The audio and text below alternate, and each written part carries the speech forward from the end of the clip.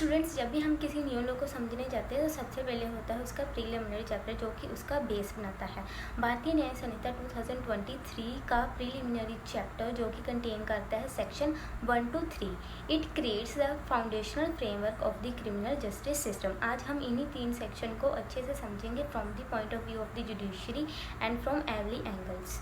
Students, आज हम इस लेक्चर में समझेंगे सम डेफिनेशंस एंड ये एक्ट कहाँ कहाँ पर एप्लीकेबल होता है एंड सम जर्नल एक्सप्लेनेशंस जो इंटरप्रिटेशन पर्पस के लिए इंपॉर्टेंट होती है and substantive provisions applying for the Sanhita. सबसे पहले section 1 short title and commencement. Class आज हम सेक्शन 1 ऑफ भारतीय न्याय संहिता 2023 स्टडी करेंगे, जो कि किसी भी लॉ का स्टार्टिंग पॉइंट होता है। इस सेक्शन के 3 मेन कंपोनेंट्स होते हैं, शॉर्ट टाइटल, एक्सटेंट और commencement. Let's understand each of them in clear and practical way. First element is short title. Short title का मतलब है लॉ का ऑफिशियल नाम क्या होता है। इस केस में इस लॉ का नाम है भारतीय न्याय संहिता 2023। ये नाम सिर्फ एक फॉर्मल लेबल नहीं है, ये नाम उसकी वर्जिनिटी और इंडिया के क्रिमिनल जस्टिस सिस्टम की न्यू आइडेंटिटी को रिफ्लेक्ट करता है। स्टूडेंट्स, ये दिखाता है कि इंडिया अब कॉलोनियल फ्रेमवर्क से बाहर निकल रहा है, क्योंकि आईपीसी जो कि इंडियन पिनल कोड 1860 है, वो ब्रिटिश ईरा में बनाया हुआ लॉ था। Because of this short title सिर्फ एक सिंबॉलिक नाम नहीं है, बल्कि ये इंडिया के क्रिमिनल जस्टिस सिस्टम में एक लीगल एंड आइडियोलॉजिकल शिफ्ट ਨੂੰ शो करता है कि ये ब्रिटिश इंडिया का लॉ को टोटली ख़त्म कर देता है एंड इंडिया की नई सोच के साथ लॉ को बनाता है। Second is extent. एक्सटेंट का मतलब है ये लॉ इंडिया के कौन कौन से एरिया तक इम्प्लीमेंट होता है, मीन्स इंडिया की किस किस टेरिटरी तक ये लॉ अप्लाई होगा। Answer is applies to the entire territory of the India. मतलब ये एक्ट पूरे इंडिया में लागू होता है, लेकिन स्पेशल रेफरेंस दिया गया है जम्मू एंड कश्मीर के केस में। After abrogation of article 370 we knew कि अब लॉज वहाँ पर भी लागू होते हैं, बट स्टिल सेंट्रल गवर्नमेंट को एक नोटिफिकेशन इशू करनी होती है to formally extend the law to Jammu and Kashmir. And Jammu and Kashmir पर एप्लीकेबिलिटी आर्टिकल 370 के प्रोविजन और प्रेसिडेंशियल ऑर्डर के अंडर ही होती है। वहाँ पर डायरेक्टली एप्लीकेबिलिटी नहीं होती है वहाँ पर भी, बट वहाँ आर्टिकल 370 एंड प्रेसिडेंशियल ऑर्डर की कंडीशंस के अंडर ही होती है। ये क्लोज हमें ये बताता है कि टेरिटोरियल यूरिसडिक्शन के मैटर्स में कोर्ट का रेफरेंस पॉइंट कौन सा होगा। Third element is commencement. Commencement का मतलब होता है कि ये लॉ कब से लागू हुआ होगा। इसका आंसर है कि भारतीय न्याय संहिता 1 जुलाई 2024 से लागू हो चुकी है पूरे इंडिया में। इस एक्ट की कमेंसमेंट सेंट्रल गवर्नमेंट की नोटिफिकेशन के थ्रू ही की जाती है। एंड मोस्ट इंपॉर्टेंटली इस डेट के बाद आईपीसी 1860 को ऑफिशियली रिपील कर दिया गया है। मीन्स 1 जुलाई के बाद आईपीसी को टोटली रिमूव कर दिया गया है, रिपील कर दिया गया। मतलब अब आईपीसी का कोई भी लीगल वैल्यू नहीं बची इंडियन जुडिशियल सिस्टम में। स्टूडेंट्स देखो, अगर कभी कोर्ट के सामने यह क्वेश्चन आए कि किस लॉ का एप्लीकेशन होगा, जहाँ टेरिटोरी यूरिसडिक्शन किस एरिया तक होगी, तो सबसे पहले रेफरेंस सेक्शन 1 की ही बनेगा। ये सेक्शन ग्राउंड वर्क प्रोवाइड करता है सो दैट कोई भी कंफ्यूजन ना हो कि किस एरिया, किस डेट और किस कोड के अंडर केस चलेगा। सो स्टूडेंट्स, याद रखिए सेक्शन 1 चाहे छोटा है होता है पर बहुत फाउंडेशनल होता है। इसे ही पता चलता है कि लॉ क्या है, कहाँ लगेगा और कब से लागू होगा। Now we will move forward to section 2, which is related to the definition sections. ये सेक्शंस संहिता के अंदर यूज होने वाले इंपॉर्टेंट लीगल टर्म्स को डिफाइन करता है, जिनके बिना किसी भी प्रोविजन का इंटरप्रिटेशन बहुत ही मुश्किल हो जाता है। स्टूडेंट्स, अब हम सारी डेफिनेशंस नहीं कर सकते, हम कुछ की ही इंपॉर्टेंट डेफिनेशन कवर करेंगे इस लेक्चर में। अगर कोई डेफिनेशन ना समझ आए जो हमने नहीं कवर करी, और जहाँ फिर इस लेक्चर की डेफिनेशन भी ना समझ आए, तो आप मुझे कमेंट कर देना। I will explain you. Now let's we start further. First की डेफिनेशन इज ऑफेंस। कोई ऐसा एक्ट जो ओमिशन जो पनिशेबल हो अंडर दिस संहिता। एग्जाम्पल, किसी पर्सन ने जानबूझकर और इंटेंशनली हेल्प नहीं करी जब किसी पर्सन की जान खतरे में थी। This is an omission and omission भी एक ऑफेंस बन सकता है। Second is cognizable offence. Cognizable offence मतलब जिस ऑफेंस में पुलिस बिना वारंट अरेस्ट कर सकती है। Third is non cognizable offence, means जिस ऑफेंस में अरेस्ट करने के लिए पुलिस को पहले मजिस्ट्रेट की परमिशन लेनी पड़ती है। Fourth is bailable and non bailable offences. Bailable offences में बेल देना कंपलसरी है, बिकॉज यह एक राइट है। And in the non bailable offences में कोर्ट के डिस्क्रिप्शन पर बेल मिलना डिपेंड होता है। नॉन बेलेबल ऑफेंसेस में कोर्ट अपने डिस्क्रिप्शन से डिसीजन देती है। For example, theft is a bailable offences and इसमें बेल मिल सकती है, but murder is a non bailable offences which is depend on courts description. की बेल मिलेगी या नहीं। Next definition is victim.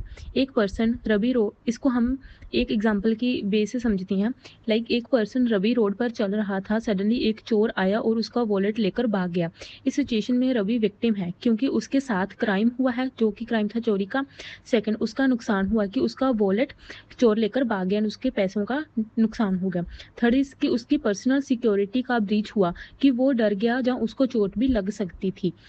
Students, आपको इस एग्जाम्पल से क्लियर हो गया होगा कि विक्टिम कौन होता है। If we look at the definition of the victim, victim वो इंसान होता है जिससे किसी क्राइम या इलीगल काम की वजह से फिजिकल और मेंटल डैमेज हुआ हो, जिस पर्सन की प्रॉपर्टी को डैमेज हो, या फिर कोई और इमोशनल एंड लीगल डैमेज हो।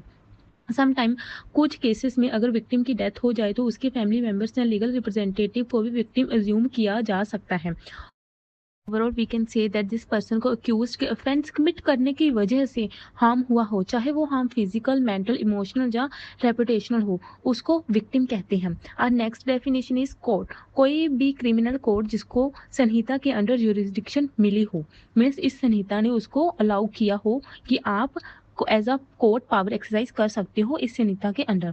और next definition is police officer. जिस पर्सन को एक्ट के under as a police officer appoint किया गया हो, जो बीएनएस के पावर एक्सरसाइज करता हो। Another legal terms which are also used under sections, some important terms are, first is injury, harm to body, mind, reputation और property। Injury का मतलब है किसी पर्सन की body, mind, reputation and property को किया गया हार्म और damage is called injury. Injury सिर्फ फिजिकल चोट नहीं होती, इसमें मेंटल ट्रॉमा, इमोशनल डिस्ट्रेस और कैरेक्टर असैसिनेशन भी इंक्लूड होती है। यानी अगर किसी ने झूठ बोलकर किसी की रेपुटेशन को नुकसान पहुंचाया तो भी क्रिमिनल इंजरी में इन्वॉल्व की जा सकती है। इकोनॉमिक लॉस भी इंजरी के एम्बिट में आता है अगर वो किसी क्रिमिनल एक्ट की वजह से हो। और नेक्स्ट इसके रिलेटेड केस लॉज हैं। Tanzia Chatterjee versus state of West Bengal. Supreme court ने कहा कि विक्टिम की डिग्निटी और इमोशनल पेन भी इंजरी का पार्ट है। Our next important term is dishonestly, means wrongful gain और loss which is derived from the IPC section 24। Dishonestly का मतलब है इंटेंशनली किसी को नुकसान पहुंचाना या अपने या किसी और के लिए रॉन्ग वे से किसी का फायदा उठाना। मीन्स किसी को नुकसान पहुंचाकर अपने लिए या किसी और के लिए फायदा उठाना उस चीज़ से। ये कंसेप्ट आईपीसी सेक्शन 24 से अडॉप्ट किया गया है और इसमें क्लियर एम्फेसिस है क्रिमिनल इंटेंशन एंड मेंसरिया पर। मीन्स यह term clearly criminal intention and mens rea पर फोकस करती है कि मेंसरिया एंड क्रिमिनल इंटेंशन होनी जरूरी है। इसके की एलिमेंट्स है, इस कंसेप्ट के दो मेन एस्पेक्ट्स होते हैं। First is wrongful gain and second is wrongful loss. First, wrongful gain जब किसी को वो चीज़ मिलती है जो उसका राइट नहीं था, एग्जाम्पल किसी और की प्रॉपर्टी चीट करके ले लेना। सेकंड इज रॉन्गफुल लॉस, जब किसी से उसका लीगल हक छीन लिया जाता है, एग्जाम्पल फ्रॉड से पैसे या प्रॉपर्टी चुरा लेना। और ये दोनों केसेस में मेंसरिया होना चाहिए, यानी कि इंटेंशन डेलिबरेटली गलत हो, मीन्स रॉन्ग इंटेंशन होनी चाहिए, तभी ही डिसऑनेस्टली का एलिमेंट प्रूव होता है।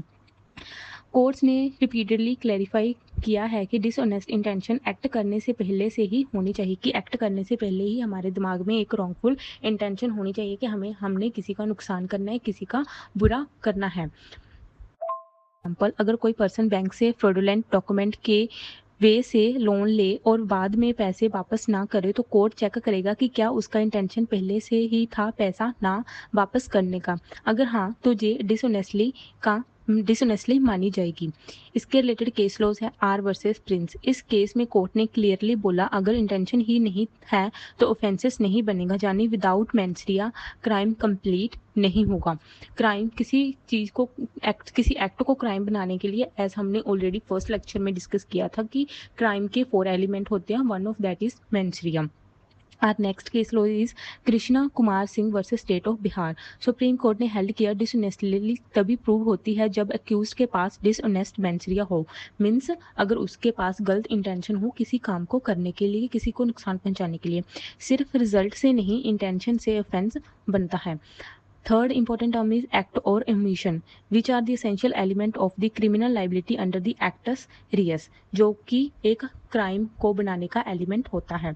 एक्ट का मतलब है कुछ एक्टिवली करना, जैसे किसी नू मारना, चोरी करना या फिर वेपन नू चलाना, किसी पर गोली चला देना। Second is omission. ओमिशन का मतलब है कुछ ना करना, कि आप कुछ नहीं करते। जब लॉ एंड ड्यूटी आपको वो काम करने का ऑर्डर देती है कि लॉ के अंडर हमें वो काम करने का ऑर्डर है, बट हम वो काम नहीं करते। एक्ट को करने से ही ऑफेंस नहीं होता, कई बार किसी एक्ट को ना करने से भी ऑफेंस हो जाता है। फॉर एग्जांपल, एक डॉक्टर अगर इंटेंशनली किसी पेशेंट ਨੂੰ ट्रीटमेंट ना दे, ਜਾਂ ਫਿਰ ਇੱਕ ਪੈਰੈਂਟ ਆਪਣੇ ਬੱਚੇ ਨੂੰ ਭੁੱਖ ਨਾਲ ਮਰਨ ਦੇਵੇ, ਰੋਟੀ ਉਸਨੂੰ ਨਾ ਦੇਵੇ, तो ये एक कल्पेबल ओमिशन बन जाता है। Criminal liability, act and omission दोनों इंपॉर्टेंट क्यों हैं? क्रिमिनल लॉज सिर्फ एक्टिव एक्शन ही पनिशेबल नहीं होते, कभी कभी ओमिशन भी क्राइम बन सकते हैं, स्पेशली जब लॉ ने उस एक्ट को करना मैंडेटरी बनाया हो, एज वी ऑलरेडी डिस्कस कि जो लॉ के अंडर जो एक्ट करना मैंडेटरी हो, और उस ओमिशन एंड अगर वो एक्ट हम ना करें, उसकी ओमिशन की वजह से किसी को डैमेज हो, की वजह से किसी की डेथ भी हो जाए, तो वो भी एक ऑफेंस बन जाता है। So students always remember, actus reus is equal to act and omission, दोनों इक्वली इंपॉर्टेंट है for criminal liability. For example, एक माँ अगर जानबूझ के अपने बच्चे ਨੂੰ खाना ना दे और बच्चा भूख से मर जावे, लाइक छोटे बच्चों की होती है ना, जो कॉन्शियस नहीं होते, 4 से 5 साल के बच्चे तक ना, जो अपना देख रेख नहीं कर सकते, अगर उनको माँ और या फिर उनके पेरेंट्स जो भी उनकी गाइडेंस है उनको खाना ना दे, उनकी केयर ना करें, तो ये भी एक कल्पेबल होमिसाइड हो जाएगा बाय द ओमिशन। इसके रिलेटेड कुछ केस लॉज है। State of Maharashtra versus mayor हंस जॉर्ज, सुप्रीम कोर्ट ने हेल्ड किया ओमिशन भी ऑफेंस बन सकता है, स्पेशली अगर अक्यूज पर लीगल या मॉरल ड्यूटी बंदी हो कुछ करने के लिए एंड उसने वो ड्यूटी फुलफिल ना करी हो। और next case is Gibbins and Proctor, this case is related to वही कि अगर माँ किसी बच्चे को खाना ना दे। Our next important term is voluntarily, which is related to mens rea or intention plus knowledge. Students, our next important legal term is voluntarily, जो किसी भी criminal liability का foundation होती है। First of all, we will see that what is voluntarily.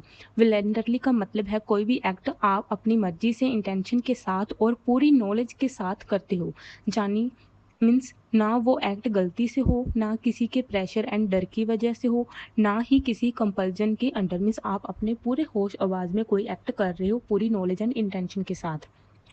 Law के under कोई भी criminal act तभी पनिशेबल होता है जब वो वॉलंटरली किया गया हो, मीन्स अपनी मर्जी से अगर हमने पूरी नॉलेज के साथ इंटेंशन के साथ कोई एक्ट किया हो तभी वो पनिशेबल होता है।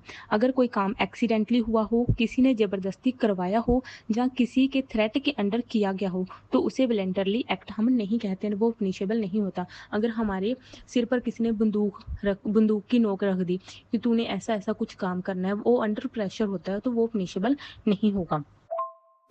जहाँ एक बेसिक प्रिंसिपल्स ऑलवेज रिमेंबर रखो students, that voluntariness is equal to intention plus awareness plus freedom of choice, कि हमने अपने चॉइस से वो एक्ट को चूज़ किया है। और जब ये 3 एलिमेंट्स होते हैं तभी लोग कहता है कि किसी पर्सन ने एक्ट इंटेंशन मीन्स मैंसरिया के साथ किया है, यानी गिल्टी माइंड एग्जिस्ट करता है। सो अगर कोर्ट को ये प्रूव हो जाए कि एक्ट वॉलंटरली किया गया था तो उस पर्सन को क्रिमिनली लायबल माना जाता है।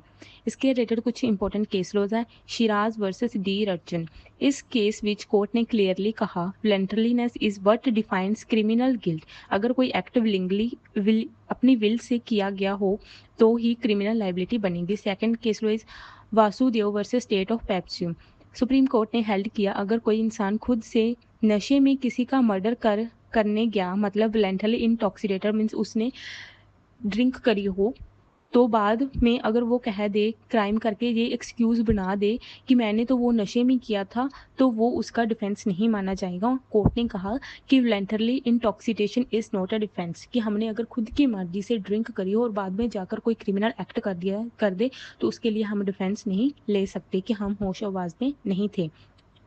Now we will see students importance of the definition in the judicial interpretation. Students, हमने अब तक कुछ important definition discuss करी है। Now हम इन definition की importance देखेंगे कि ये judiciary में कैसे interpret की जाती है, कैसे यूज़ करी जाती है। Students याद रखो, किसी भी criminal case की validity यानी उसका legal status तभी बनेगा जब उस केस से related legal term clearly define की गई हो।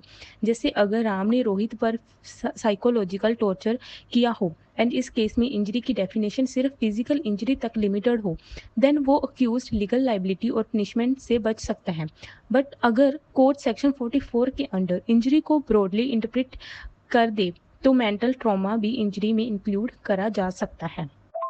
यू कैन से कि अगर सेक्शन 44 में इंजरी का जो सेक्शन है वर्ड है उसमें अगर क्लियरली डिफाइन किया जाए कि जो इंजरी होती है वो सिर्फ फिजिकल इंजरी ही नहीं होती बल्कि वो mental injury and mental trauma psychological injury भी होती है जो हमें लाइक किसी ने हमें टॉर्चर किया हो मेंटली अब्यूज़ किया हो एंड या फिर किसी की वजह से हम स्ट्रेस में हो डिप्रेशन में हो वो सभी चीज़ें वजह से डेफिनेशन का रोल इंटरप्रिटेशन में सबसे पहले आता है कोर्ट पहले देखता है कि टर्म की मीनिंग लॉ के कंटेक्स्ट में क्या है तब उस पर जजमेंट देता है देखो बीएनएस एंड आईपीसी के सेक्शन 2 में जो डेफिनेशंस होती हैं वो पूरे एक्ट के लिए फिल्टर का काम करती है मतलब प्रोसीजरल लॉ हो या फिर सब्सटेंटिव लॉ दोनों को इंटरप्रेट करने के लिए डेफिनेशन के रास्ते से ही गुजरना पड़ता है students now will see some example for more clearance अगर कोई ऑफेंस में वॉलंटरली वर्ड यूज हुआ है तो कोर्ट पहले देखेगा कि उस वर्ड की डेफिनेशन एक्ट के अंडर कौन सी दी हुई है सिर्फ डिक्शनरी मीनिंग नहीं यूज होगा स्टैट्यूटरी मीनिंग पे ही कोर्ट का फोकस होता है कि अगर कोई डेफिनेशन एम्बिगियस एंड या इनकम्प्लीट है तो कोर्ट उसे जुडिशियल इंटरप्रिटेशन के थ्रू क्लैरिफाई करता है इसलिए लॉ स्टूडेंट्स आपके लिए जो है बहुत जरूरी है कि आप डेफिनेशंस को रटो मत बल्कि उनकी एप्लीकेबिलिटी एंड स्कोप को अच्छे से समझो क्योंकि वही डेफिनेशन का बेस बाद में कोर्ट में आपका आर्गुमेंट्स करने में हेल्प करती है Our next concept is doctrines and importance of definitions in the criminal law. Means definitions की से related doctrines क्या है ना इसकी importance क्या है criminal law में. Students अब हम कुछ important doctrines, interpretive tools और case laws reference देखेंगे जो criminal law की definitions को understand करने में help करती हैं. डॉक्ट्रिन्स एंड इंपॉर्टेंस को समझना बहुत जरूरी है for clarity consistency and judicial reasoning students सबसे पहले हम डॉक्ट्रिन करेंगे डॉक्ट्रिन ऑफ एक्सप्रेसियो यूनिस एस्ट एक्सक्लेशियो एल्ट्रियस इसका मतलब है जिस चीज और वर्ड को लॉ स्पेशली इंक्लूड कर रहा है only that thing is valid otherwise other all words and things are automatically excluded from the act और लॉ यानी अगर किसी डेफिनेशन में कुछ स्पेसिफिक टर्म्स लिखे गए ने तो वो ही कवर होंगे एंड हम कोई और टर्म इन्फर नहीं कर सकते उसमें इंक्लूड नहीं कर सकते एड टू इंटरप्रिटेशन एड मतलब है हेल्प यानी इंटरप्रिटेशन कोर्ट ਨੂੰ हेल्प करने वाले टूल्स स्टूडेंट्स याद रखो जिस टर्म की definition BNS and IPC specially मिल जाए उसका जनरल डिक्शनरी मीनिंग यूज नहीं होएगा जज सिर्फ स्टैट्यूटरी मीनिंग ਦੇ ਉੱਪਰ ਹੀ ਰਿਲਾਈ ਕਰਦੇ ਹੈ ਨਾ ਕਿ ਉਹ ਡੈਫੀਨੇਸ਼ਨ ਨਾ ਕਿ ਉਹ ਡਿਕਸ਼ਨਰੀ मीनिंग ਨੂੰ ਦੇਖਦੇ ਆ our third doctrine is cross reference to other statutes definition सिर्फ बीएनएस तक लिमिटेड नहीं ਹੁੰਦੀਆਂ ਸਮ ਵਰਡਸ ਐਂਡ ਫਰੇਜ਼ਸ ਹੋਰ ਲੋਸ ਦੇ ਕੰਟੈਕਸਟ ਨਾਲ ਵੀ ਲਿੰਕਡ ਹੁੰਦੇ ਨੇ ਜੈਸੇ ਕਿ ਪਬਲਿਕ ਸਰਵੈਂਟ ਦੀ definition general clauses act prevention of corruption act and police act ਦੇ ਨਾਲ ਵੀ ਕਨੈਕਟਡ ਹੈ ਇਸੇ ਤਰ੍ਹਾਂ ਇਨਵੈਸਟੀਗੇਸ਼ਨ ਕੋਰਟ ਕੰਪਲੇਂਟ ਇਹ ਸਾਰੀਆਂ ਟਰਮਸ ਸੀਆਰਪੀਸੀ ਚ ਡਿਫਾਈਨ ਕੀਤੀਆਂ ਗਈਆਂ ਨੇ ਐਂਡ ਹੋਰ ਕੰਟੈਕਸਟ ਦੇ ਵਿੱਚ ਸਟੈਚੂਸ ਦੇ ਵਿੱਚ ਵੀ ਯੂਜ਼ ਕੀਤੀਆਂ ਜਾਂਦੀਆਂ ਨੇ students now we will discuss purpose of the definitions students ਪੂਰੇ बीएनएस ਚ ਜੋ ਡੈਫੀਨੇਸ਼ਨਸ ਲਿਖੀਆਂ ਗਈਆਂ ਨੇ ਰਿਟਨ ਨੇ ਉਹ ਇੱਕ लीगल ग्लोसरी ਦੀ ਤਰ੍ਹਾਂ ਕੰਮ ਕਰਦੀਆਂ ਨੇ इनका मेन पर्पस है कि पूरी संहिता च हर टर्म ਨੂੰ सेम और कंसिस्टेंट मीनिंग मिले क्योंकि अगर ईच जजेस एंड एंड लोअर्स ਆਪਣੇ ਵੇ ਦੇ ਨਾਲ ਆਪਣੇ ਹਿਸਾਬ ਦੇ ਨਾਲ ਇੰਟਰਪ੍ਰੀਟ ਕਰਨ ਲੱਗ ਜਾਣ ਕਿਸੇ ਵੀ ਵਰਡਸ ਨੂੰ ਦੈਨ ਤਾਂ ਲੋ ਆਰਬਿਟਰਰੀ ਬਣ ਜਾਏਗਾ ਇਸ ਕਰਕੇ ਡੈਫੀਨੇਸ਼ਨਸ ਦੀ ਯੂਨੀਫਾਰਮਿਟੀ ਦੀ ਗਰੰਟੀ ਦੇਣ ਦੇ ਲਈ ਡੈਫੀਨੇਸ਼ਨਸ ਪ੍ਰੋਵਾਈਡ ਕੀਤੀਆਂ ਜਾਂਦੀਆਂ ਨੇ ਹਰ ਇੱਕ ਐਕਟ ਦੇ ਵਿੱਚ ਸਟੂਡੈਂਟਸ ਤੁਹਾਡੇ ਮਾਈਂਡ ਦੇ ਵਿੱਚ ਕੁਐਸਚਨ ਆਇਆ ਹੋਊਗਾ ਕਿ ਜੁਡੀਸ਼ੀਅਲ ਰੀਜ਼ਨਿੰਗ 'ਚ ਡੈਫੀਨੇशंस ਕਿਵੇਂ ਹੈਲਪ ਕਰਦੇ ਨੇ ਨਾउ वी विल सी दैट जब भी कोर्ट किसी क्रिमिनल मैटर को इंटरप्रेट करता है देन कोर्ट ਨੂੰ लीगल टर्म्स ਦਾ स्टैंडर्डाइज मीनिंग ਚਾਹੀਦਾ ਹੁੰਦਾ ਹੈ जैसे offences victim dishonestly injury consent इन्ना वर्ड ਦਾ सेम मीनिंग सब court lowers and police officer तक कंसिस्टेंट ਹੋਣਾ ਚਾਹੀਦਾ ਮੀਨਸ ਉਹ ਸੇਮ ਵੇ ਦੇ ਨਾਲ ਸੇਮ ਨਜ਼ਰੀਏ ਦੇ ਨਾਲ ਯੂਜ਼ ਕਰਨ ਇਹ ਡੈਫੀਨੇਸ਼ਨਸ ਇਨਸ਼ੋਰ ਕਰਦੇ ਨੇ ਕਿ ਜੁਡੀਸ਼ੀਅਲ ਡਿਸਕ੍ਰਿਸ਼ਨ ਬਾਉਂਡਡ ਰਹੇ ਇੰਟਰਪ੍ਰੀਟੇਸ਼ਨ ਫੇਅਰ ਹੋਵੇ ਔਰ ਨੈਚੁਰਲ ਜਸਟਿਸ ਦਾ ਪ੍ਰਿੰਸੀਪਲ ਵਾਇਓਲੇਟ ਨਾ ਹੋਵੇ ਇਸ ਲਈ ਇਹ ਕਹਿਣਾ ਗਲਤ ਨਹੀਂ ਹੋਵੇਗਾ ਕਿ ਡੈਫੀਨੇਸ਼ਨ ਨੇ ਹੀ ਕ੍ਰਿਮੀਨਲ ਲਾਅ ਦੀ ਇੰਟਰਪ੍ਰੀਟੇਸ਼ਨ ਦਾ ਮੇਨ ਬੇਸ ਔਰ रूट रेडी ਕੀਤਾ ਹੈ ਮੀਨਸ ਕਿ ਡੈਫੀਨੇਸ਼ਨ ਪਾਰਟ ਹੈ ਜੋ ਕਿਸੇ ਵੀ ਐਕਟ ਦਾ ਬਹੁਤ ਜ਼ਿਆਦਾ ਇੰਪੋਰਟੈਂਟ ਹੁੰਦਾ ਉਹੀ ਮੇਨ ਬੇਸ ਰੈਡੀ ਕਰਦਾ ਕਿਸੇ ਵੀ ਐਕਟ ਦਾ इसलिए रिलेटेड आप कुछ केस लॉस देखेंगे first state of Haryana versus Bhajan Lal इस लैंडमार्क जजमेंट में सुप्रीम कोर्ट ने क्लैरिफाई किया कि पुलिस ह्यू मोटो एक्शन ले सकती है in case of cognizable offences इस केस कॉग्निजेबल ऑफेंस की डेफिनेशन एंड स्कोप एक्सप्लेन किया गया है secondly Maneka Gandhi versus Union of India court ਨੇ ਆਰਟੀਕਲ 21 ਦੀ ਇੰਟਰਪ੍ਰੀਟੇਸ਼ਨ ਨੂੰ ਐਕਸਪੈਂਡ ਕਰਕੇ ਕਿਹਾ procedure must be just fair and reasonable indirectly victim rights and fair investigation ਵੀ ਪ੍ਰੋਟੈਕਟ ਹੋਈ ਇਸ ਕੇਸ ਦੇ ਵਿੱਚ ਇਹ ਕੇਸ ਹਰ ਜੁਡੀਸ਼ੀਅਲ ਇੰਟਰਪ੍ਰੀਟੇਸ਼ਨ 'ਚ ਫੰਡਾਮੈਂਟਲ ਇੰਪੋਰਟੈਂਸ ਰੱਖਦਾ ਹੈ। Next is the relevancy of the section 2 और इंटरप्रिटेशन क्लोज। स्टूडेंट ये क्लोज सिर्फ एक डेफिनेशन लिस्ट नहीं है बल्कि लीगल इंटरप्रिटेशन का एक पावरफुल टूल है जो जजेस लॉयर एंड पुलिस ऑफिसर सबको एक यूनिफॉर्म फ्रेमवर्क दे के चलना सिखाता है। Interpretation to clause is a legal tool. Student section 2 सिर्फ टर्म्स डिफाइन नहीं करता बल्कि यह लॉ को लिटरल और प्रपोजिव दोनों एंगल से इंटरप्रेट करने में हेल्प करता है। मतलब कोई वर्ड या फ्रेज किसी कंटेक्स्ट यूज हो रही है वो क्लैरिटी सेक्शन 2 दे थ्रू ही मिलती है। इस act they under judicial uniformity across India of the definitions. ये डेफिनेशन पूरे इंडिया विच एक जैसे इंटरप्रिटेशन इंश्योर करते हैं। मतलब दिल्ली मीनस अगर कोई डेफिनेशन इस act they under Delhi they which use हो रही है लाइक डिसऑनेस्टली ਨਸਲੀ ਦਾ ਜੋ ਵੀ ਮਤਲਬ ਔਰ ਯੂਜ਼ ਹੋਵੇਗਾ ਦਿੱਲੀ ਦੇ ਵਿੱਚ ਉਹ ਹੀ ਸੇਮ ਪਟਨਾ 'ਚ ਵੀ ਹੋਵੇਗਾ ਔਰ ਵੇ ਹੀ ਚੇਨਈ 'ਚ ਵੀ ਹੋਵੇਗਾ and among 올 other the state. ਇਸ ਕੰਸਿਸਟੈਂਸੀ ਦੇ ਨਾਲ ਜਜਮੈਂਟ ਫੇਅਰ ਬਣਦੇ ਨੇ ਇੰਟਰਪ੍ਰੀਟੇਸ਼ਨ ਪ੍ਰੈਡਿਕਟੇਬਲ ਹੁੰਦਾ ਹੈ ਔਰ ਨੈਚੁਰਲ ਜਸਟਿਸ ਦਾ ਪ੍ਰਿੰਸੀਪਲ ਪ੍ਰੋਟੈਕਟ ਹੁੰਦਾ ਹੈ। ਸੌਰੀ ਸਟੂਡੈਂਟਸ डिसऑनेस्टली वर्ड जो भी यूज दिल्ली ਵਿੱਚ ਹੋਵੇਗਾ ਸੇਮ ਹੀ ਪਟਨਾ 'ਚ ਨਹੀਂ ਐਂਡ ਅਮੰਗ 올 ਅਦਰ ਸਟੇਟਸ ਵੀ ਹੋਵੇਗਾ। ਇਸ ਕੰਸਿਸਟੈਂਸੀ ਦੇ ਨਾਲ ਜਜਮੈਂਟ ਫੇਅਰ ਬਣਦੇ ਨੇ ਇੰਟਰਪ੍ਰੀਟੇਸ਼ਨ ਪ੍ਰੈਡਿਕਟੇਬਲ ਹੁੰਦਾ ਹੈ ਔਰ ਨੈਚੁਰਲ ਜਸਟਿਸ ਦਾ ਪ੍ਰਿੰਸੀਪਲ ਪ੍ਰੋਟੈਕਟ ਹੁੰਦਾ ਹੈ। Now we will see the explanation clause or a legal saving provisions under the section 2। Students जो definition section ਦੇ under explanations ਦਿੱਤੀਆਂ ਹੁੰਦੀਆਂ ਹੁਣ ਆਪਾਂ ਉਸ ਨੂੰ डिस्कस करेंगे।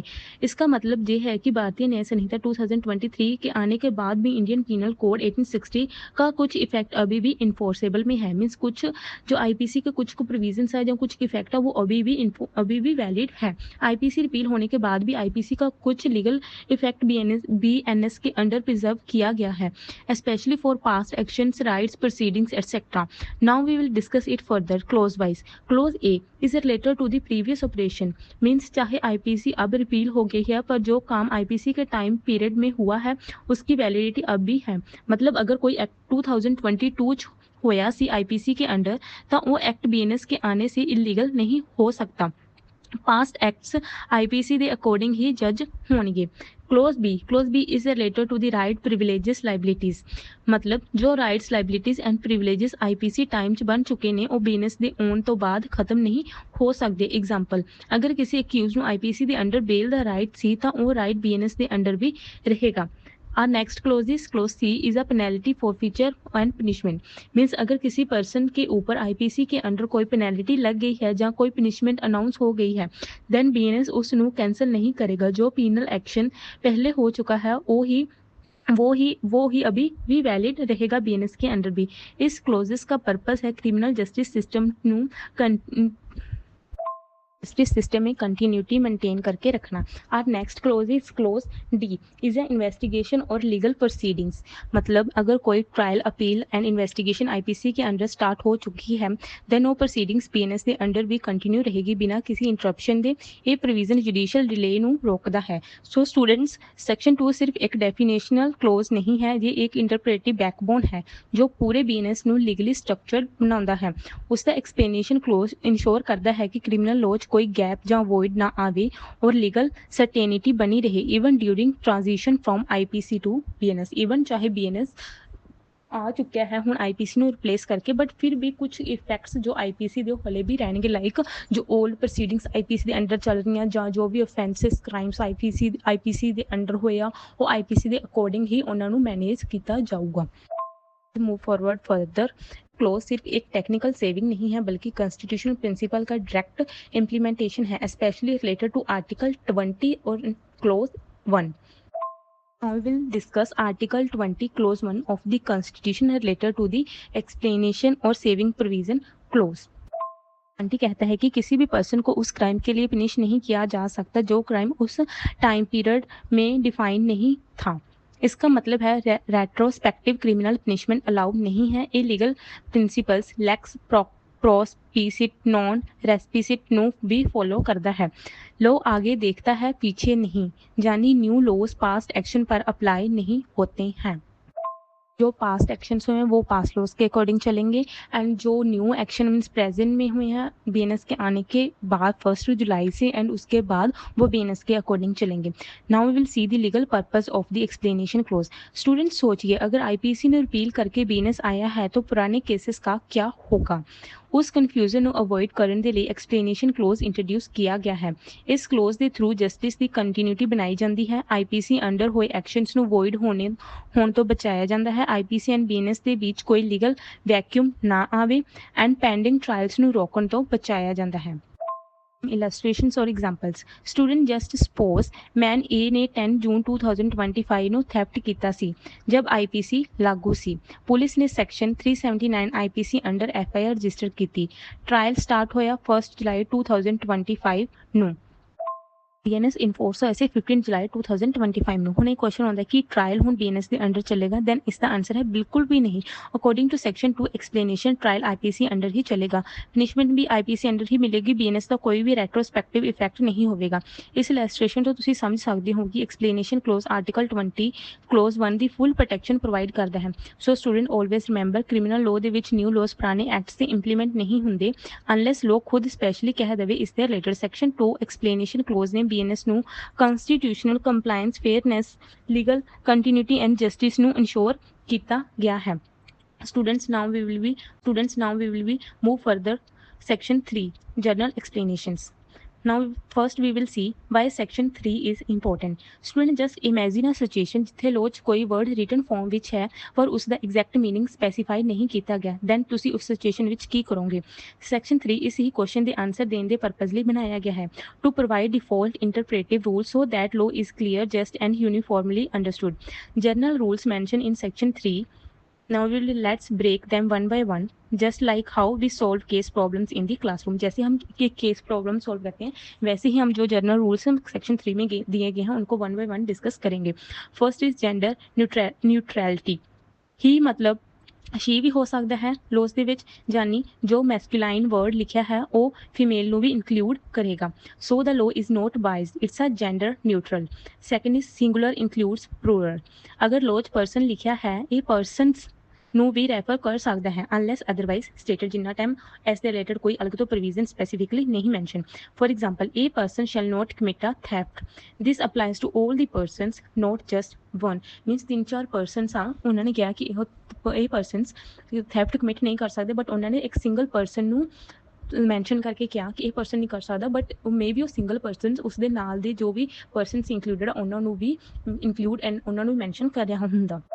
Rule is acts and omissions. Offences सिर्फ तभी नहीं होता जब कोई गलत काम किया जाए बल्कि अगर कोई जरूरी काम नहीं किया गया मीन्स ओमिशन देन भी वो ऑफेंस हो सकता है। Example police officer refuses to stop a known crime is a omission and which is equal to offence.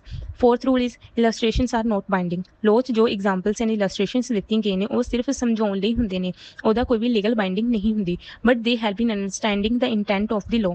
But ਉਹ ਹੈਲਪ ਕਰਦੇ ਹੈ ਲॉ ਦੀ ਥਿੰਕਿੰਗ ਸੋਚ ਨੂੰ ਸਮਝਣ ਦੇ ਵਿੱਚ। ਹੁਣ ਆਪਾਂ ਦੇਖਾਂਗੇ ਸੈਕਸ਼ਨ 3 ਦੇ ਰਿਲੇਟਡ ਕੁਝ ਡਾਕਟਰੀਨਸ ਜੋ ਕਿ ਇੰਟਰਪ੍ਰੀਟੇਟਿਵ ਆ। ਜਿਸ ਤਰ੍ਹਾਂ ਗ੍ਰਾਮਰ 'ਚ ਰੂਲਸ ਹੁੰਦੇ ਨੇ ਇੰਟਰਪ੍ਰੀਟੇਸ਼ਨ 'ਚ ਡਾਕਟਰੀਨਸ ਹੁੰਦੀਆਂ ਨੇ। ਜਦੋਂ ਆਪਾਂ ਇੰਟਰਪ੍ਰੀਟੇਸ਼ਨ ਦੀ ਗੱਲ ਕਰਦੇ ਹਾਂ ਲੋਸ 'ਚ ਤਾਂ ਉੱਥੇ ਡਾਕਟਰੀਨਸ ਹੀ ਹੁੰਦੀਆਂ ਨੇ। Let's discuss main 3 doctrines. First is ejusdem generis. Knife guns sword and other weapons. ਇਸ ਐਗਜ਼ਾम्पल ਦੇ ਵਿੱਚ ਅਦਰ ਵੈਪਨਸ ਸਿਰਫ ਸੇਮ ਟਾਈਪ ਦੇ ਡੈਡਲੀ ਵੈਪਨ ਨੂੰ ਹੀ ਰੈਫਰ ਕਰੇਗਾ ਜੈਸੇ ਕਿ तीर बॉम्ब ਜਾਂ ਫਿਰ ਟੇਜ਼ਰ ਪਰ ਨॉन ਡੈਡਲੀ ਆਈਟम्स जैसे कि स्टिक एंड रोप इंक्लूड नहीं होंगे। इस प्रिंसीपल ਦੀ according general word like other weapons ਉਸੇ ਕੈਟੇਗਰੀ ਦੇ ਸਪੈਸੀਫਿਕ ਵਰਡਸ ਦੇ ਮੀਨਿੰਗ ਦੇ ਅਕੋਰਡਿੰਗ ਇੰਟਰਪ੍ਰੀਟ ਹੁੰਦਾ ਹੈ।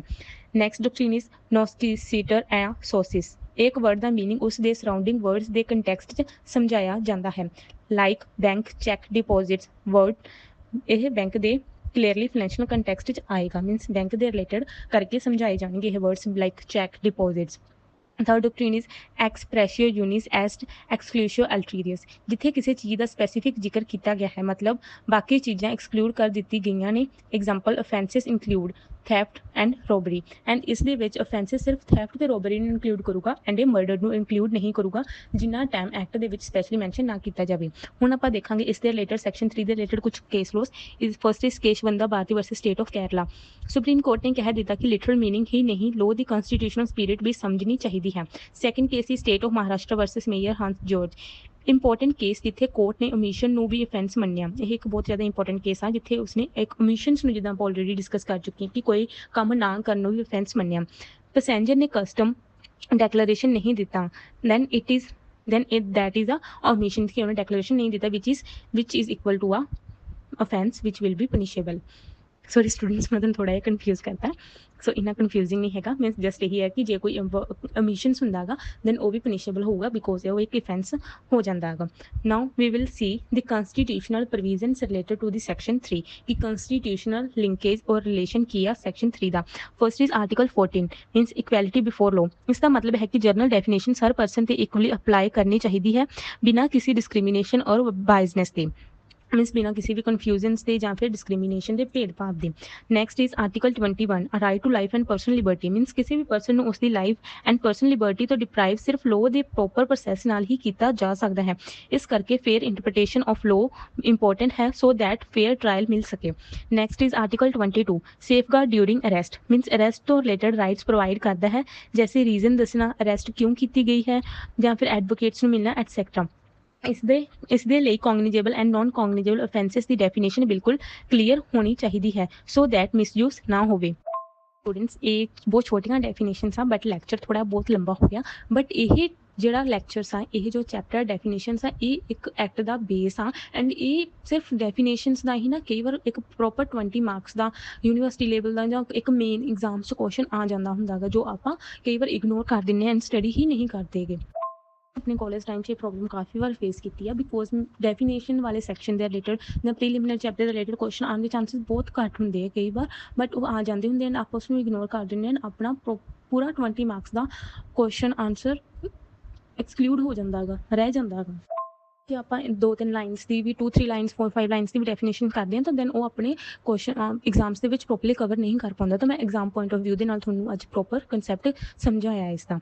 ਨਾਓ will we move further forward that is principles inferred from the section 2 and 3 कि कौन से principles infer होते हैं from the section 2 and 3। Principles ਨੂੰ जजेस lawyers और law students ਦੇ थ्रू infer करना जरूरी है even when law does not say it directly। that first principle is principle of legality। जब तक कोई एक्ट clearly law च define नहीं उसका punishment नहीं हो सकता। no punishment without law। next is presumption of innocence। जब तक crime prove नहीं हो जाता accused innocent ही ਮੰਨਿਆ ਜਾਂਦਾ ਹੈ।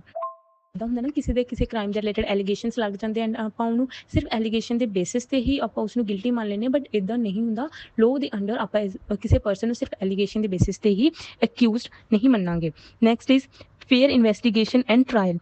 clear definitions of offence and victims ensure justice is done fairly and equally। so students section 3 looks simple, ਬਹੁਤ simple ਦਿਖਦਾ but it is the interpretative backbone of the BNS 2023। ਜਦੋਂ ਵੀ vaguely means confusing worded sections and ambiguous term ਮਿਲੇ then section 3 ਦੇ tools examples and doctrine help ਕਰਨਗੇ ਤੁਹਾਨੂੰ right meaning ਸਮਝਣ ਦੇ ਵਿੱਚ। We will discuss one more other doctrinal insights and critical analysis ਕਰਾਂਗੇ ਆਪਾਂ section 3 ਦਾ, ਜਲਦੀ ਕਰ ਲਾਂਗੇ। first is doctrinal insight that is rule of lenity। class suppose ਕਰੋ law ਵਿੱਚ ਕੋਈ word vague ਹੈ ਜਾਂ ਉਸਦੇ ਦੋ meanings ਬਣ ਰਹੇ ਨੇ, ਫਿਰ ਕੀ ਹੋਵੇਗਾ? answer apply the rule of lenity। rule of lenity ਕਹਿੰਦਾ ਹੈ ਕਿ ਜੇ ਕਿਸੇ word ਦੀ definition clear ਨਹੀਂ ਹੈ ਜਾਂ ਦੋ meanings ਬਣ ਰਹੇ ਨੇ ਤਾਂ ਉਸਦਾ interpretation ਹਮੇਸ਼ਾ accused ਦੇ favor 'ਚ ਹੀ ਕੀਤਾ ਜਾਵੇਗਾ। ਕ੍ਰਿਮੀਨਲ ਲਾਅ ਦੇ ਪ੍ਰਿੰਸੀਪਲਸ ਹੈ ਡਾਊਟ ਹੋਏ ਤਾਂ ਅਕਿਊਜ਼ ਨੂੰ ਪਨਿਸ਼ ਨਹੀਂ ਕਰਨਾ ਚਾਹੀਦਾ। ਐਗਜ਼ਾਮਪਲ ਅਗਰ ਵਰਡ ਵੈਪਨ ਦੀ ਡੈਫੀਨੇਸ਼ਨ ਕਲੀਅਰ ਨਹੀਂ ਹੈ ਤਾਂ ਕੋਰਟ ਉਸ ਨੂੰ ਨੈਰੋਲੀ ਇੰਟਰਪ੍ਰੇਟ ਕਰੇਗੀ ਜੈਸੇ ਪੈਨਸਿਲ ਜਾਂ ਸਪੂਨ ਨੂੰ ਵੈਪਨ ਨਹੀਂ ਮੰਨੇਗੀ ਸੋ ਦੈਟ ਅਕਿਊਜ਼ ਨੂੰ ਗਲਤੀ ਨਾਲ ਪਨਿਸ਼ ਨਾ ਕੀਤਾ ਜਾਵੇ। ਇਹ ਅਕਿਊਜ਼ ਦੇ ਫੇਵਰ ਦੇ ਵਿੱਚ ਡਾਕਟਰੀਨਸ ਹਨ। ਇਹ ਪ੍ਰਿੰਸੀਪਲ ਕ੍ਰਿਮੀਨਲ ਲਾਅ ਨੂੰ ਫੇਅਰ ਐਂਡ ਬੈਲੈਂਸਡ ਬਣਾਉਂਦੇ ਹਨ ਨਾ ਕਿ strictly harsh. Now will see the critical analysis of the section 3। ਸਿਰਫ ਡੈਫੀਨੇਸ਼ਨ ਲਿਖ ਦੇਣਾ ਕਾਫੀ ਨਹੀਂ ਹੁੰਦਾ, ਰੀਅਲ ਵੈਲਿਊ ਇੰਟਰਪ੍ਰੀਟੇਸ਼ਨ ਵਿੱਚ ਹੀ ਹੁੰਦੀ ਹੈ। ਲੈਟਸ ਬ੍ਰੇਕ ਡਾਊਨ ਕਿ ਕਾਤੋਂ। First is contextual words like public order, terrorism and moral turpitude. ਇਹ ਵਰਡਸ ਹਰ ਕੰਟੈਕਸਟ ਵਿੱਚ ਅਲੱਗ ਮੀਨਿੰਗ ਰੱਖਦੇ ਨੇ। ਐਗਜ਼ਾਮਪਲ ਪਬਲਿਕ ਆਰਡਰ ਕਿਸੇ ਕੇਸ 'ਚ ਸਿਰਫ ਨੋਇਜ਼ ਡਿਸਟਰਬੈਂਸ ਹੋਏ ਤੇ ਕਿਸੇ ਕੇਸ ਦੇ ਵਿੱਚ ਇਹ ਕਮਿਊਨਲ ਰਾਈਟਸ ਦੇ ਰਿਲੇਟਡ ਵੀ ਹੁੰਦਾ ਹੈ। ਇਸ ਕਰਕੇ ਜੁਡੀਸ਼ਰੀ ਨੂੰ ਹੀ ਇਹ ਡਿਸਾਈਡ ਕਰਨਾ ਪੈਂਦਾ ਹੈ ਕਿ ਇਹ ਵਰਡਸ ਹਰ ਸਿਚੁਏਸ਼ਨ 'ਚ ਕੀ ਮਤਲਬ ਰੱਖਦੇ ਨੇ। ਇਸ ਪ੍ਰੋਸੈਸ ਨੂੰ ਕਹਿੰਦੇ ਨੇ judicial interpretation and doctrinal clarifications. Second is definition of the victim. ਪਹਿਲਾਂ ਵਿਕਟਿਮ ਸਿਰਫ ਫਿਜ਼ੀਕਲ ਹਾਰਮ ਤੱਕ ਲਿਮਿਟਡ ਸੀ ਬਟ ਹੁਣ BNS 'ਚ ਇਹ ਡੈਫੀਨੇਸ਼ਨ ਬਰੋਡਨ ਕਰ ਦਿੱਤੀ ਗਈ ਹੈ। Emotional, social and legal harm ਵੀ ਇਨਕਲੂਡ ਹੁੰਦੇ ਹੈ। ਇਸ ਦਾ ਡਾਇਰੈਕਟ ਲਿੰਕ ਰੈਸਟੋਰੇਟਿਵ ਜਸਟਿਸ ਨਾਲ ਹੈ, ਜਿੱਥੇ ਵਿਕਟਿਮ ਦੀ ਡਿਗਨਿਟੀ, ਸੇਫਟੀ ਐਂਡ ਪਾਰਟਿਸਿਪੇਸ਼ਨ ਦੀ ਰਿਸਪੈਕਟ ਕਰਕੇ ਜਸਟਿਸ ਮਿਲਦਾ ਹੈ। ਜਾਨੀ ਸਿਸਟਮ ਅਕਿਊਜ਼ ਸੈਂਟਰਿਕ ਹੈ, ਸੌਰੀ ਸਟੂਡੈਂਟ, यानी कि सिस्टम एक्यूज ਸੈਂਟਰਿਕ ਨਹੀਂ ਹੈ ਐਂਡ ਇਹ ਵਿਕਟਿਮ ਸੈਂਟਰਿਕ ਬਣ ਚੁੱਕਿਆ ਹੈ, ਜੋ ਕਿ ਇਸ ਲੋ ਦਾ ਇੱਕ ਬੇਸਿਕ ਫਾਊਂਡੇਸ਼ਨਸ ਹੈ ਨਵੇਂ ਲੋਸ ਦੇ ਵਿੱਚ ਜੋ ਐਡ ਕੀਤਾ ਗਿਆ ਹੈ। ਸੋ ਸਟੂਡੈਂਟਸ ਜਿਹੜੀ ਓਵਰਆਲ ਚੈਪਟਰ ਦੀ ਇੰਪੋਰਟੈਂਸ ਆ ਆਪਾਂ ਉਸ ਨੂੰ ਡਿਸਕਸ ਨਹੀਂ ਕਰਾਂਗੇ। ਨੋਟਸ ਤੁਹਾਡੀ ਸਕਰੀਨ 'ਤੇ ਆ, ਤੁਸੀਂ ਦੇਖ ਸਕਦੇ ਹੋ ਈਜ਼ੀਲੀ, ਠੀਕ ਆ। ਤਾਂ ਲੈਕਚਰ ਬਹੁਤ ਜ਼ਿਆਦਾ ਲੰਬਾ ਹੋ ਜਾਊਗਾ, ਆਈ ਥਿੰਕ ਤੁਹਾਨੂੰ ਤੁਹਾਡੇ ਲਈ ਵੀ ਬੋਰਿੰਗ ਹੋ ਜਾਊਗਾ। ਸੋ ਆਪਾਂ ਇਸ ਨੂੰ ਕਨਕਲੂਡ ਕਰਦੇ ਹਾਂ। ਹੁਣ ਇੰਪੋਰਟੈਂਸ ਤੁਸੀਂ ਦੇਖ ਲਿਓ, ਨੋਟਸ ਤੁਹਾਡੀ ਸਕਰੀਨ 'ਤੇ ਆ। ਕਨਕਲੂਜਨ, ਡੀਅਰ ਸਟੂਡੈਂਟਸ, ਜੇ ਤੁਸੀਂ ਡੈਫੀਨੇਸ਼ਨ ਨੂੰ ਨਹੀਂ ਸਮਝੋਗੇ ਤਾਂ ਤੁਸੀਂ ਲੋ ਨੂੰ ਅਪਲਾਈ ਨਹੀਂ ਕਰ ਪਾਓਗੇ। ਯਾਦ ਰੱਖੋ BNS the chapter 1 section 1 to 3 ਸਿਰਫ ਇੰਟਰੋਡਕਟਰੀ ਨਹੀਂ, ਇਹ ਪੂਰਾ ਕ੍ਰਿਮੀਨਲ ਜਸਟਿਸ ਸਿਸਟਮ ਦੀ ਇੰਟਰਪ੍ਰੀਟੇਟਿਵ ਫਾਊਂਡੇਸ਼ਨ ਹੈ। ਜਦੋਂ ਵੀ ਕਿਸੇ ਅਫੈਂਸ, ਟ੍ਰਾਇਲ ਐਂਡ ਪਨਿਸ਼ਮੈਂਟ ਨੂੰ ਸਮਝਣਾ ਹੋਵੇ, ਸਭ ਤੋਂ ਪਹਿਲਾਂ ਅਸੀਂ ਸੈਕਸ਼ਨ 2 to 3 ਵੱਲ ਜ਼ਰੂਰ ਦੇਖੀਏ। ਈਚ definition legal words and ਡਾਕਟਰੀਨ the clarity ਇਸ ਚੈਪਟਰ ਤੋਂ ਹੀ ਮਿਲਦੀ ਹੈ। ਚਾਹੇ ਤੁਸੀਂ judicial officer, advocate and police officer ਹੋ, ਇਹ ਚੈਪਟਰ ਤੁਹਾਡੇ ਲਈ ਇੱਕ ਲੀਗਲ ਕੰਪਾਸ ਵਰਗਾ ਕੰਮ ਕਰਦਾ ਹੈ, ਜੋ ਹਰ ਕੰਪਲੈਕਸ ਟਰਮ ਦਾ ਸਹੀ ਮੀਨਿੰਗ ਸਮਝਾ ਕੇ ਡਾਇਰੈਕਸ਼ਨ ਦਿੰਦਾ ਹੈ। ਸੋ ਸਟੂਡੈਂਟ, ਨੈਕਸਟ ਲੈਕਚਰ ਦੇ ਵਿੱਚ ਆਪਾਂ ਚੈਪਟਰ 2 ਕਰਾਂਗੇ, ਜੋ ਸੈਕਸ਼ਨ 4 ਔਨਵਰਡਸ ਟੂ ਸੈਕਸ਼ਨ 13 ਤੱਕ ਹੈ, ਜਿਸ ਦੇ ਵਿੱਚ ਅਸੀਂ ਦੇਖਾਂਗੇ types of punishments, community services and judicial discretion. Community service ਦਾ ਜੋ ਮੇਨ ਦੀ ਜੋ ਪ੍ਰੋਵੀਜ਼ਨਸ ਆ ਨਿਊ ਐਡ ਕੀਤੀ ਗਈ ਹੈ BNS ਦੇ ਵਿੱਚ, ਜੋ ਕਿ IPC 'ਚ ਨਹੀਂ ਹੈਗੀ ਸੀ। ਸੋ ਇਸ ਨੂੰ ਸਮਝਣਾ ਤੁਹਾਡੇ ਲਈ ਬਹੁਤ ਜ਼ਰੂਰੀ ਹੈ, ਇਹ ਨਿਊ ਕਨਸੈਪਟ ਆ। ਸੋ ਸਟੂਡੈਂਟਸ, ਕਿਸੇ ਵੀ ਡਾਊਟ ਲਈ ਤੁਸੀਂ ਮੈਸੇਜ ਕਰ ਸਕਦੇ ਹੋ ਮੈਨੂੰ। ਮੇਰੇ ਇੰਸਟਾਗ੍ਰਾਮ ਚੈਨਲ 'ਤੇ ਸੇਮ ਯੂਜ਼ਰ ਨੇਮ ਹੈ ਲੋ ਯੂਨੀਵਰਸ ਐਂਡ ਲਿੰਕ ਬਾਇਓ ਦੇ ਵਿੱਚ ਹੈ। Thank you so much.